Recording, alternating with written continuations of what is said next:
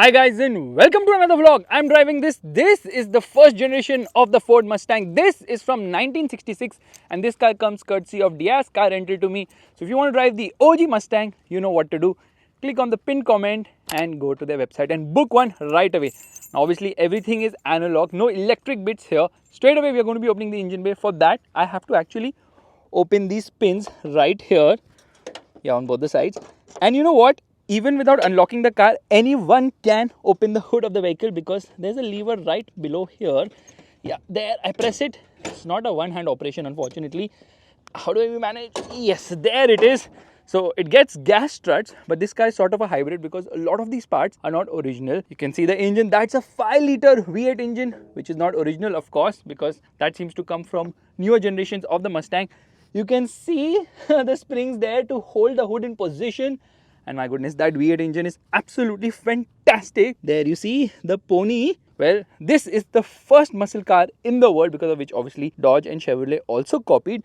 Let's just shut this. Everything makes a lot of sound, which is actually a good thing because it feels so, how do I put it, rough and original? No, I would say so classic. And the design obviously is very classic as well because the Mustang has evolved. Right now I think it's in its 7th generation. The grille is kind of open. Yeah, you can see what's behind. By the way, it gets metal bumpers and a lot of the parts are actually not original here. So this is the GT350H. The GT350 was actually made by Shelby because Ford said that this is a performance car. It did not have performance, so they told Shelby kuch bana le bhai tu. And the lights are also aftermarket. It says GT350H right on the inside. You can see these screws which have sort of rusted. But this car looks so beautiful, so amazing that everyone sees it and wants to follow it, stop it and take pictures as well. The hood is exposed. I mean, it's not exposed, it's open. But it's not really functional because there's no air box on the top right there.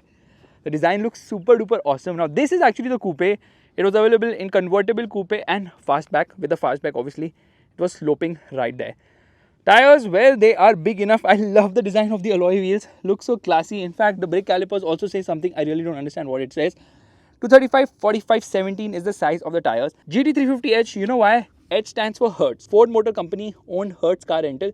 They used to give this car to Hertz so that they could give it on rent and people would get so impressed that they want to buy one. And then once the rental was over, they used to return it to Ford and Ford used to rebadge it like this and sell it as well. Now straight away, let me show you that what is this weird light right here, and let's get inside. So you have to unlock the car with keys, of course. There's nothing keyless here. These vents seem fake, and if you want to move the seat ahead, all you need to do is just tap it like this. No lever to press or anything of that sort. There's a fire extinguisher right there, and the seats are decent, not very comfortable. Passengers obviously do not get a head. Back in the day, nobody got a head only, so there was no headrest, let alone being adjustable. Those are speakers. They are from Focal, and the audio quality is decent, not that great. It says Ride the Classic, of course. Space at the rear isn't that great. If I try to get in, well, I'll just be punishing myself. But anyways, there you see, there is no under thigh support at all. And oh, there's no legroom either. Dashboard looks awesome. There's this light here on the top. I don't even know how it works. Beautiful finishing obviously. And how do you roll down the windows? Well, manually of course. And check this out. Isn't that super duper cool? Oh yeah, it takes a lot of effort to unwind the windows and it takes equal effort to wind them back again. So yeah, everything is mechanical here. I mean, you have to put in effort to do everything in this car, which is a bit of a pain. But then this is from 1966, super duper old. I don't know what that is, maybe a GPS tracker or something of that sort. Let's put this back into place. I love the way the glove box functions. I press this button and there opens the glove box. It's not very big. I don't know why it has these vents, and the AC vents are super cool as well. Yeah, that's how you operate them. You can keep turning them around. Meanwhile, I think that is for the OBD. Lot of exposed bits, exposed wires here of course, and the pony logo on the carpet as well.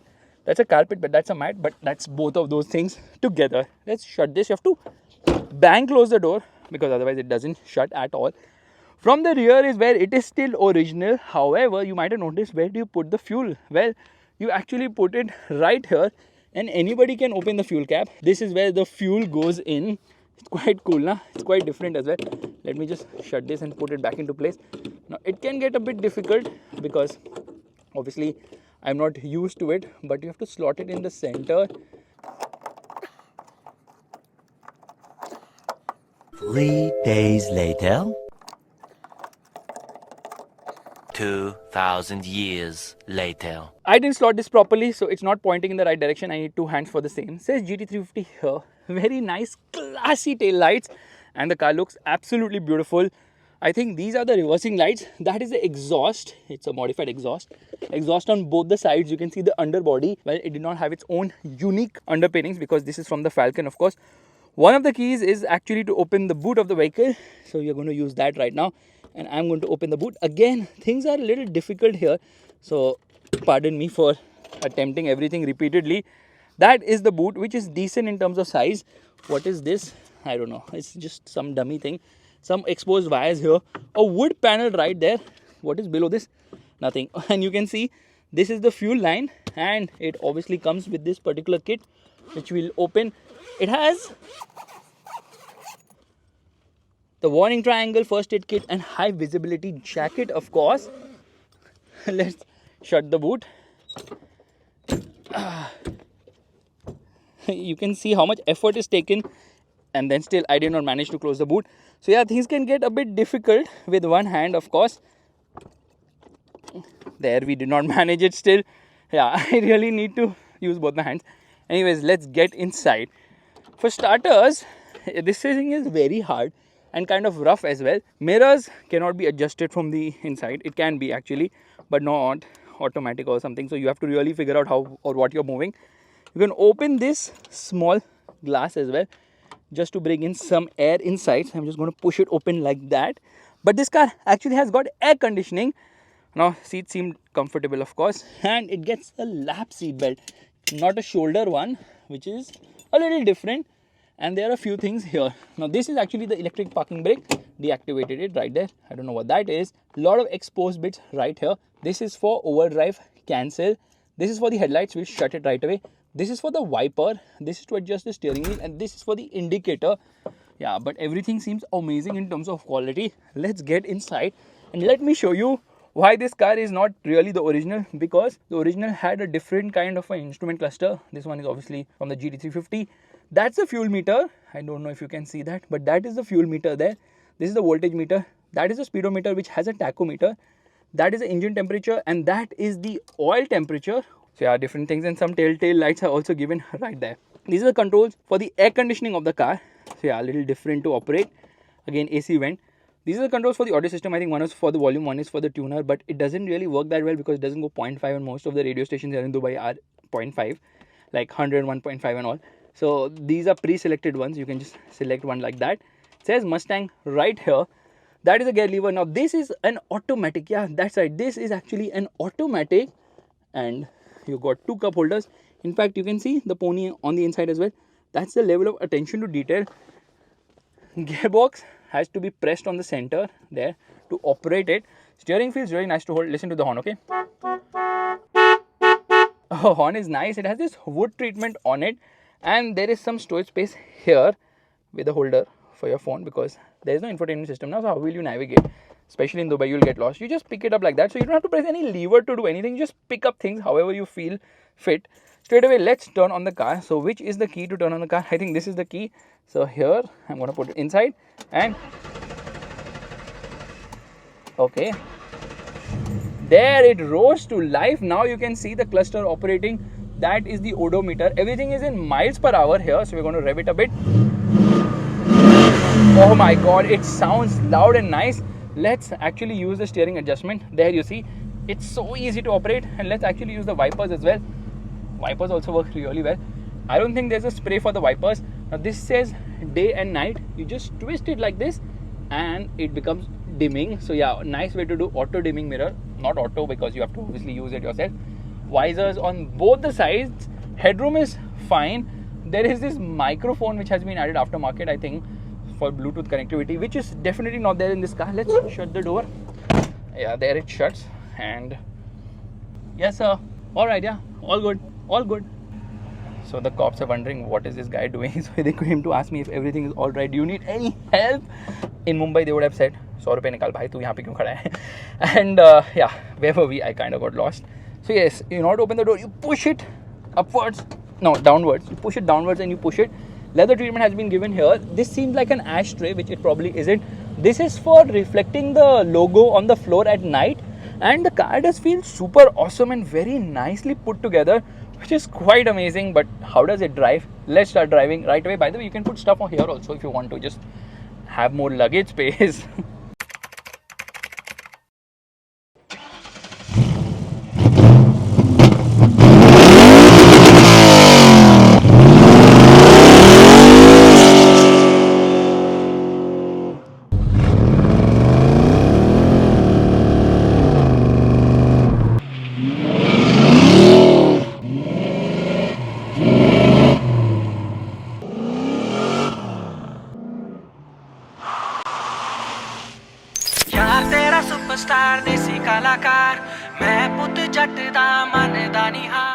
Alright, let's turn on the car. It doesn't really crank so easily unless and until you apply the brakes really very hard. Straight away, if we get into, I think I've come into first or what? I need to be in drive. You have to press this button and off we go. I'm going to take it a bit easy over these dunes because obviously this car is not meant for the same. However, I just came across to that good location to shoot. And first and foremost, it is not an easy car to drive because it's very hot. The AC really doesn't function that well, and then everything is very much analog here, so you have to go through stuff. The gearbox is an automatic here, but they also came up with the manuals, and back in the day they had power steering, which kind of surprises me. Yeah, it surprises me a lot. There's a lot of sound on the inside, you can hear a lot, but because this car has a lot of modern bits to it, we really can't complain about anything here because the suspension has been upgraded, the engine has been upgraded. It feels like a retro car in a modern way because obviously the new engine makes huge difference here. So this engine is a 5-liter V8 engine which is producing 350 horsepower, which is, oh my god, sound is just so amazing. The handling is also good. Back in the day, the handling was amazing as well because nothing really gave you the thrill at this price point like the Mustang did, and the sound from the engine is amazing. Steering doesn't really have much feel or feedback as such, but it feels so nice, and everything is in miles per hour here because obviously US now, and US uses miles per hour only. Now around the corners, body roll is there. Obviously it is quite well contained, so you're not going to complain much about it. Red lines at around 6,000 RPM. The brakes are not very sharp, but you have to press the brakes really very hard, and then obviously the car decelerates quite nicely. So it's a fun car, no doubt about it. Now we're having 350 horsepower because this is the 5-liter V8. Originally I think it came with much lesser power, around 200-300 horsepower, somewhere around that. And the indicators are also a joy to use. The mirrors don't really give you a good view of what's around because they're so small and very difficult to adjust, and with wind also I think they change their direction if they want. And off we go.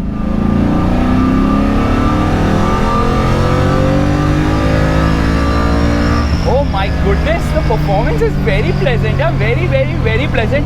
And I'm also surprised at the stability of this car considering it's so old. This is something which Dom would definitely drive. I'm obviously talking about Vin Diesel. It's quite loud on the inside. You can hear almost everything. That is how loud it is. Actually, the engine is super duper loud, but visibility isn't bad. And then you have the hood, which is bulging, of course. Brakes could be better though. See, power brakes. Brakes do the job.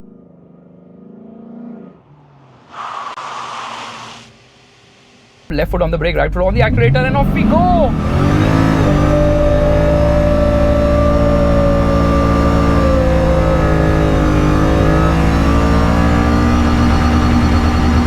What? Top speed is restricted here? Oh my god, I can't believe the top speed has been limited to 150 kilometers per hour. So yeah, it can definitely go faster, but top speed has been restricted here. Otherwise this car I think can easily do 200 kilometers per hour because that's the kind of performance it has. Taking a turn and all is not difficult at all because yeah, turning radius isn't that bad here. I'm going to take a quick turn, and there you see.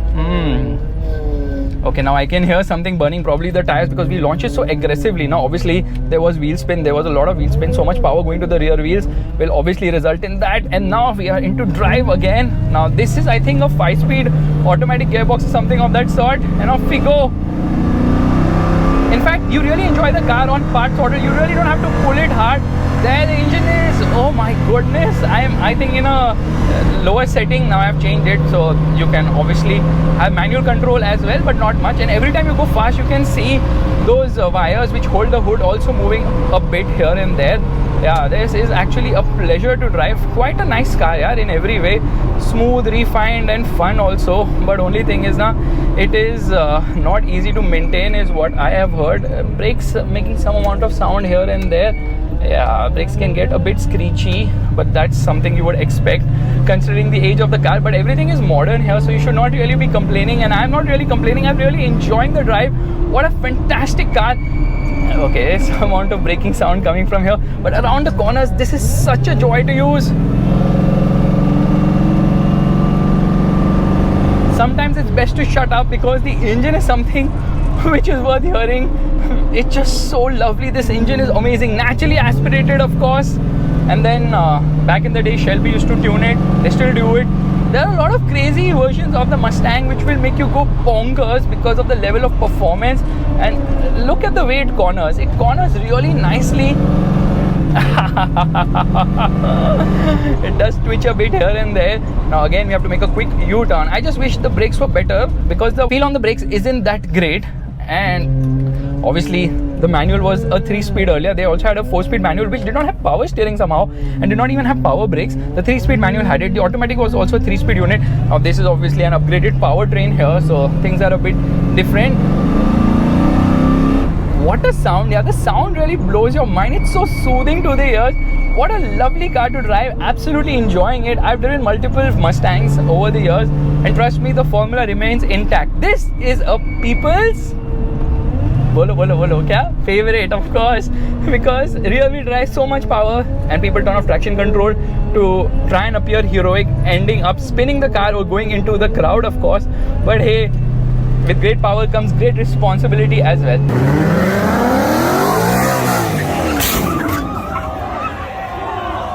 Thankfully though, Ford is still continuing the Mustang because a lot of other brands have decided now we are going to go electric. Dodge has done that. They came up with the last call of the Challenger. It's quite disappointing. I really never liked the Camaro much, even though there were Bumblebee editions and all that. I love the Mustang. I think Mustang is amazing. I hope Ford comes back to India, and when they do, they bring the Mustang as well, because the Mustang is something we all Indians love. We love it so much that people are selling their older cars in the used market at a higher rate than what Ford launched it back in the day. That's the kind of resale the Mustang is having, which is absolutely crazy. Like, it blows my mind. How can they sell the car for a higher cost when Ford actually launched it at a much lower cost in comparison? This car became popular because of its attractive pricing. Yes, the Mustang has been always known for being very attractively priced, but unfortunately in India, because of the CBU pricing and all, prices went quite high as well. I think he wants to clean the car. Car is quite clean right now. So you get cleaning services here in the middle of the desert, which is quite surprising to me, honestly. The horn is so lovely. I love the horn on this car, and I love driving it. It's so engaging. It is so fun. The sound, everything just blows your mind, which means we're going to launch it once again. And here we are. Left foot on the brake, right foot on the accelerator, and off we go.